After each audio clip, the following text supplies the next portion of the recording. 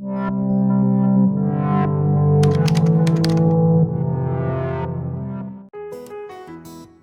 everyone and welcome back to another video. Today we will be doing a video, the crash course of 2v2 Hellgates. Hellgates are an instanced PvP area where you can fight 2 versus 2, 5 versus 5 or 10v10s. Hellgates can be non-lethal and these are found in the blue and yellow zones, or they can be lethal where you lose your gear, and these are found in the red or black zones. Hellgates can be bought as a map, as shown in the video, or they randomly spawn in the world. If you pop a map, the entrance to the Hellgate can spawn 3 maps away, and so one tip is if you go to Conqueror's Hall level 2, which is en route to the black zone, and pop the map there, then the entrance will spawn in a zone next to your city. And this can be quite useful if you're practicing non-lethal Hellgates and you want to get in as much practice as possible, but don't want to run all the way through 3 zones. Non-lethal Hellgates spawn in blue zones for 2v2s, and the minimum IP requirement is 800 IP, and there's a soft cap of 900 IP. And this means that if you're wearing gear that's above 900 IP, your overall IP once you get into the Hellgate will be reduced by a certain percentage. That'll be 90% for the non-lethal 2v2s.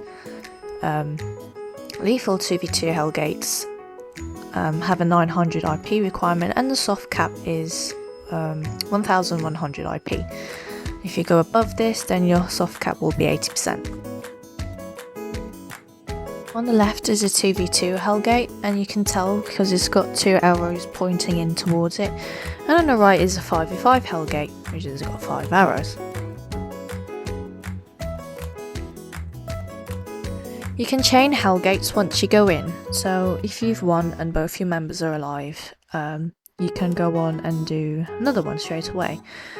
If your partner has died, you unfortunately cannot continue and you'll have to go back out and then go back in with them, and this is to stop ratting, so you get more fair fights.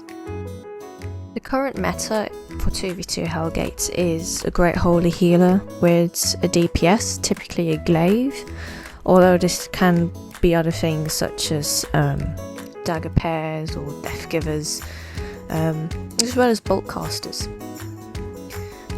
You'll also see double DPS as well, although it's not the current meta, it is still viable.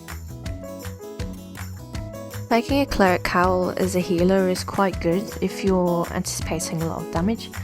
However, it is important to bear in mind that obviously you cannot heal while you're in ice block, so if your partner or your DPS is dying, then you need to come out of it. It's also important as well, especially when you're a healer DPS against another healer and DPS, that you put Holy Blessing on your damage dealer, whoever that may be. And this is because the healer will most likely try to use a Purity Robe or Fiend Robe or their Re to knock back your DPS. But if you put Holy Blessing on them, which is your W ability, then they should be able to, they'll be immune to knockbacks and they'll be able to continue dealing damage to the healer. Because in non-lethal Hellgates you'll only get knocked down, some people kite if their partner has been knocked down and then they'll wait for them to get back up again. You can try this if you want to, but it is generally quite annoying, and most of the time you just end up getting chased and slowly taking damage until you die.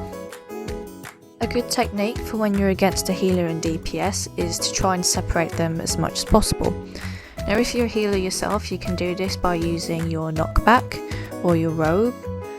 I know that some healers change their cloth cowl ability to the knockback as well, so that they have 3 knockbacks. This can be used to interrupt the other healer's E so that they can't heal because it's a channel, or it can be used to separate the healer and DPS if one of them is getting really low, and this allows your DPS to finish them off. As a DPS, you want to watch your positioning, because although you have a healer, it is quite important that you try and, you know, keep yourself alive. Don't just be a potato and stand there and do damage. As well as this, try and keep an eye on your health. And if you see or anticipate a lot of damage coming your way, then use the resist pot, and this can help your healer heal through all the damage that you will take. Communication, of course, is important no matter what comp you're playing, although it could arguably be more important as a double DPS, as you need to communicate on who to jump on first. Especially if you're against a healer and DPS, you want to put down all your damage on one person. And some general tips that I'll give is that when you first encounter your opponents, you want to try and scope them out first, figure out what they're wearing, what their comp is, and then if you need to change any abilities, go and do that, or if you need to swap your food and potions. Now if you're changing skills, you'll have a cooldown of about 10 or 15 seconds, but if you're changing your food and potions and you already have at least one in your slot, then swapping them won't give you a cooldown. So for me as a healer, I don't really need to change any of my skills, but I would need to change my potions if I was up, depending on if I was up against a healer and DPS or a double DPS. I've linked the Hellgate Discord in the description below, and there you'll find the current meta, as well as some education videos if you want to get into Hellgate some more. They keep up to date with the current metas as well, so it's really useful to check it out. And that is the end of the video. If you like this video, give it a thumbs up and subscribe.